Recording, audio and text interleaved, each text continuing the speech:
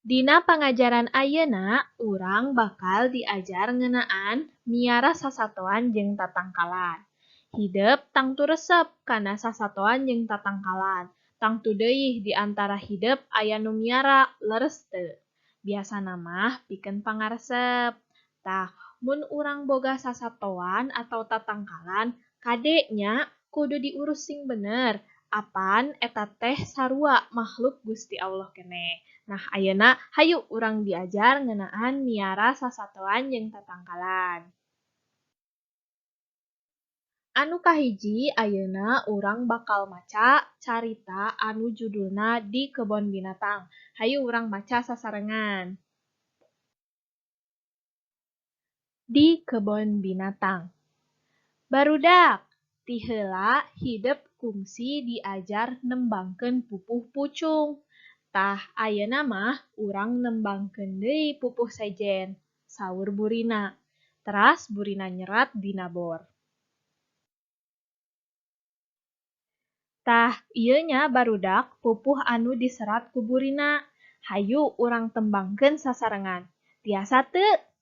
Upami kitu ayeuna ibu heula nu nembangkeun ieu pupuh. Teras engke ku barudak diturutannya. Dangukeun. Sasatoan di kebon binatang Bandung, anu gede anu leutik, sato jarah sato ingu, dina kandang make besi, rea nu datang lalajo.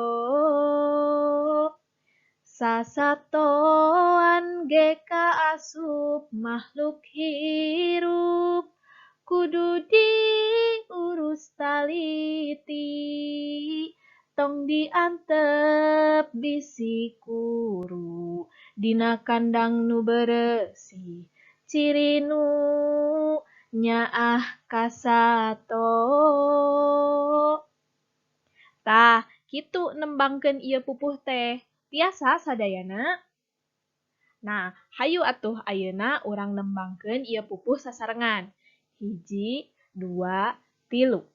Sasatoan di kebon binatang Bandung, anu gede anu leutik, sato jarah sato ingu, dina kandang make besi, rea nu datang lalajo.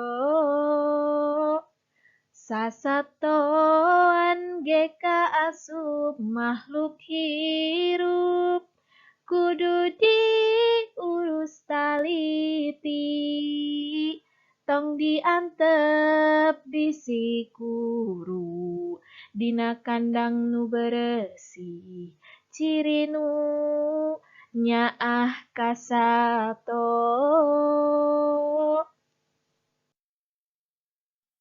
Ieu anu disebat guguritan. Judulna Di Kebon Binatang. Pupuhna Magatruk. Ku ibu urang tembangkeun, engke kudu diturutan ku hidep. Saur burina deui. Ngong burina tembang dugi kataat. Teras tembang deui sajajar-sajajar diturutan ku barudak. Cik sebutkeun naon eusi pupuh di luhur teh. Burina naros.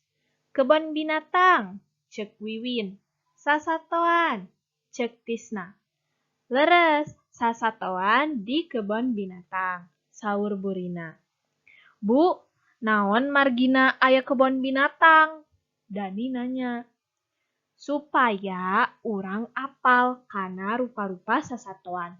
Salian ti eta oge sangkan bisa mikanyaah jeung henteu ngaganggu ka sasatoan. Waler burina. Sasatoan di kebon binatang mah di kandangan nya Bu, ceuk Ahmad. Nya muhun atuh, maung di kandangan dina karangkeng, kitu deui biruang, orang utan, sareng beruk, saur burina. Mun teu di kandangan mah atuh engke ngegel ka urang, ceuk Santi. Tah kitu leres. Nah, eta barudak caritana. Kumaha, rame?